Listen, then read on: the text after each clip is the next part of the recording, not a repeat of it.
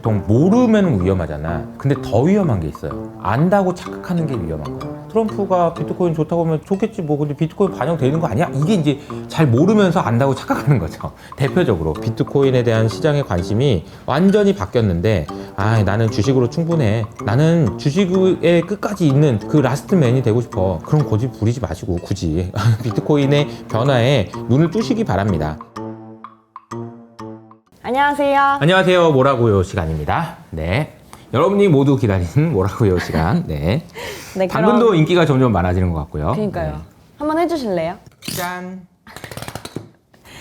그러면 첫 번째 질문부터 시작을 해보면, 네. 사실 이번 주에 가장 하이라이트는 엔비디아의 실적 발표였던 것 같아요. 아, 네. 근데 엔비디아 실적 발표하고 나서 시간 외에서는 2% 이렇게 빠지더니 어제는 정작 상승해서 끝났더라고요. 맞아요. 어떻게 보셨는지 이야기해 주시면 좋을 것 같습니다. 어떻게 봤어요, 모구는? 아침에 좀 정리했었잖아. 맞아요. 저는 사실 어떻게 나와도 조금 빠질 것 같기는 했어요. 왜냐면 이제 사람들의 기대치는 너무 높은데 그걸 맞추기는 사실 어려우니까. 맞아. 그래서 조금 빠지겠다고 생각했는데 조금 빠졌는데 그 다음날 강보합으로 끝난 거 보고 생각보다 엔비디아는 강하다. 아, 좋아. 이게 모구가 확실히 진짜 시장을 보는 눈이 많이 높아진 것 같아요. 그죠? 그래서 사실 보면은 언론에서 나오는 기사를 제목을 보면 엔비디아 호실적에도 주가 하락 이거잖아. 그게 아니야. 호실적에도 주가 안 빠져. 대단해. 이렇게 나왔어야 되는 거야. 왜냐면 주가가 지금 고점에 가 있어가지고 많은 투자자들이 웬만한 실적 아니면 팔라고 마음을 먹고 있었는데 못 판 거잖아. 그 정도로 좋은 실적이 나왔다라고 보시는 게 맞는 것 같습니다. 물론 매출액 성장률이 뭐 120%가 나왔죠. 120% 너무 낮아졌다 막 이러는데, 왜냐면 그때 400%였거든. 400% 성장해서 100%. 근데 이게 안 좋다고 봐야 되냐는 거죠.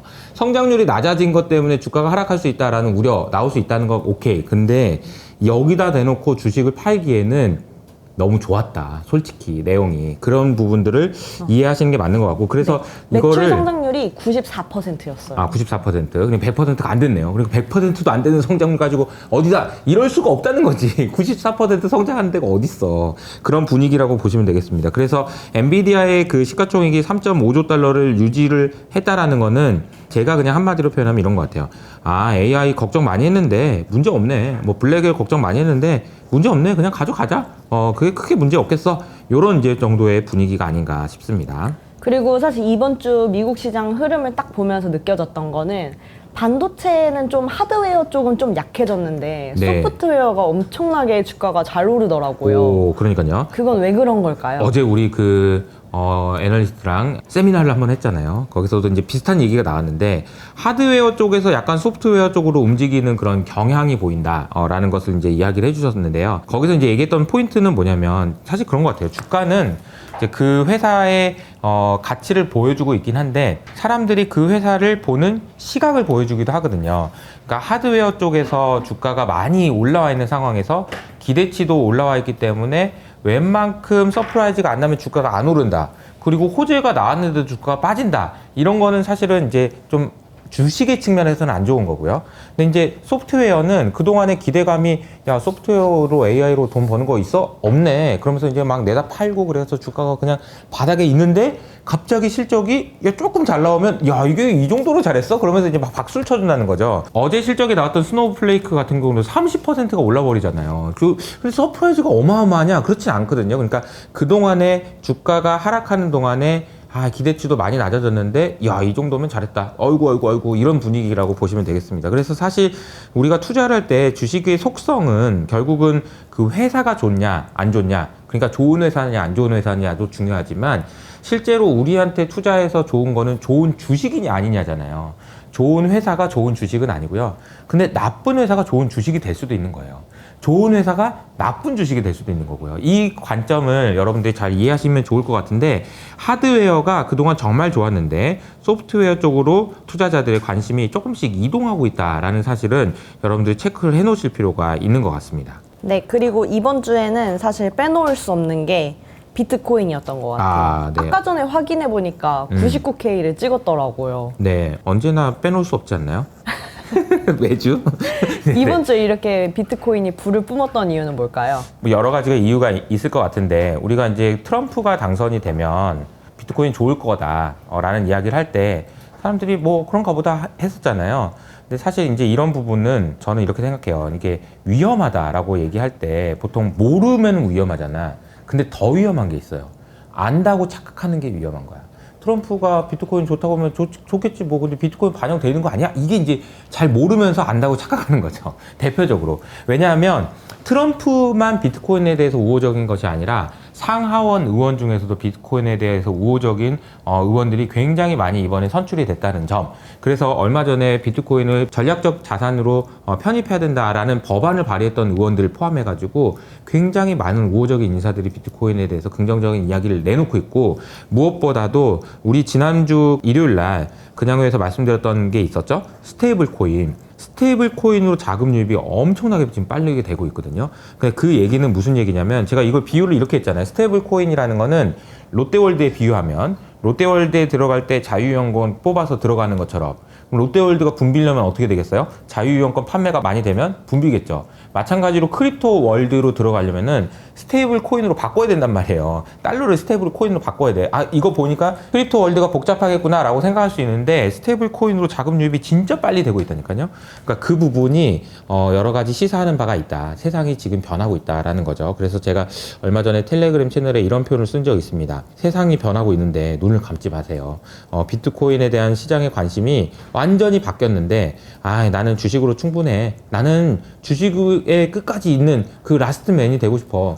그럼 고집 부리지 마시고 굳이 비트코인의 변화에 눈을 뜨시기 바랍니다. 그렇다고 해서 제가 늘 말씀드리죠. 비트코인을 뭐 많이 사가지고 이렇게 많이 올라는 상황에서 투자하세요, 이런 개념이 아니고, 이미 이제 10만 불 근처에 왔기 때문에 10만 불 근처 오면 또 조정을 받겠죠. 그러면 조정 받을 때 또 이제 사놓으시고, 대신에 이제 길게 투자하시기 위해서 어떤 것이 필요한지는 여러분이 고민을 많이 하시면 좋을 것 같고, 이호석 아카데미와 함께 계속 공부를 하시면은 잠이 올 정도로 가져갈 수 있는 비트코인 양이 늘어납니다. 왜냐면 제가 계속 말을 하니까요. 오늘 그것도 있었잖아요. 게리 겐슬러가 사임을 했어요. 맞아요. 요게 이제 크립토 시장에는 어떤 영향을 줄까요? 게리 겐슬러는 게리 겐세이어, 그래서 이제 겐세이만 놓는 사람, 이런 얘기 별명을 가지고 있는 코인 업계에서는 정말 싫어하는 그런 분입니다. 왜냐면은 뭐만 하려고 그러면 계속 반대를 해서, 사실 올해 초에 비트코인 ETF가 출시되는데 이 출시가 굉장히 지연이 많이 됐던 거예요. 다 게리 겐슬러가 막았던 거죠. 그만, 안 돼 이러면서. 그런데 이번에 이제 게리 겐슬러가 스스로 이제 물러나겠다라는 의사를 어제 표명했죠. 그러면서 이제 많이 올랐던 게 하나 있습니다. 바로 리플이 많이 올랐는데요. 리플은 우리나라 대한민국이 가장 많이 들고 있는 코인 중에 하나예요. 이 리플이 보신 분은 알겠지만 최근에 진짜 많이 올랐어요. 근데 많이 오른 이유가 뭐냐면요, 게리 겐슬러가 코인 시장에 대해서 안 좋게 얘기했던 가장 중요한 건 뭐냐면은, 이건 증권이다라는 거예요. 증권이라는 거는 굉장히 중요한 엄격한 규제하에 놓아야 된다. 왜? SEC가 뭐냐면 증권협회거든. 그러니까 증권을 내가 관리 감독하는 곳인데, 코인 이거 증권이니까 내 안으로 들어오면 그냥 다 상장 폐지해야 되거든. 그러니까 이제 게리 겐슬러라는 사람은 진짜 무서워했던 건데, 이 사람이 물러나? 그럼 나 증권 아니다. 그러면서 이제 나 그냥 규제 안 받아도 되나 보다. 그러면서 이제 난리가 났다. 이렇게 보시면 되겠습니다. 그러니까 규제라는 것이, 사실은 우리가 트럼프를 볼 때 여러 가지 이야기를 많이 했잖아요, 그동안. 트럼프를 얘기할 때 제일 많이 나오는 키워드가 뭔가요? 관세, 그리고 이민자 추방, 이런 거잖아요. 근데 우리가 긍정적인 부분에서 봤을 때 중요한 포인트는 규제가 아닌가 싶습니다. 그러니까 규제를 완화해 주는 것이 나타내는 긍정적인 효과에 대해서도 우리가 생각해 볼 필요는 있는데, 이 부분에서 가장 먼저 눈에 띄는 것이 비트코인 아닌가 싶어요. 네, 그러면 이제 한국 시장으로 한번 넘어가 보도록 하겠습니다. 네. 이번 주 한국 시장은 굉장히 극적이었는데요. 그 이유는 바이오 업종이 굉장히 빠르게 빠졌기 때문인 것 같아요. 네. 왜 이렇게 바이오가 빠르게 빠졌는지. 네.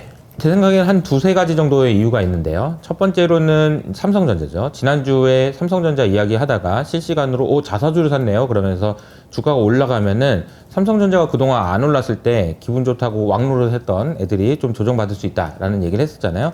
근데 이제 삼성전자가 오르게 되면, 혹은 이제 더 빠지지 않을 거라고 생각하면, 삼성전자 안 사고 딴 데서 놀았던 사람들이 삼성전자로 가야 되는 그런 수급이 있을 수 있다. 그래서 수급적으로 봤을 때 바이오에서 삼성전자로, 혹은 다른 반도체 업체로 뺏기는 그런 수급이 있었을 거다라는 생각이 있고요. 두 번째로는 금리예요. 12월 FOMC 회의에서 제가 지난주부터 말씀드렸죠. 금리 인하 없을 것 같아요. 12월에는 금리 인하 없을 것 같습니다. 혹시 기대하신 분 있나요? 없습니다. 12월에 금리 인하 없어요. 그러면 사실 우리가 12월부터 시작해서 계속해서 금리 인하를 기대했던 분들이라면, 그래서 바이오에 투자했던 분들이라면 조금 쉬어갈 수 있다라는 생각을 할 수 있는 와중에 여러 가지 노이즈들이 발생했죠. 우리 알테오젠의 주가가 주간 단위로 굉장히 많이 빠졌는데, 그러다 보니까 이제 이미 많이 수급적으로 쏠림 현상이 있었던 바이오에서 대량으로 투매가 나오면서 차익 실현이 많이 나왔던 것 같고요.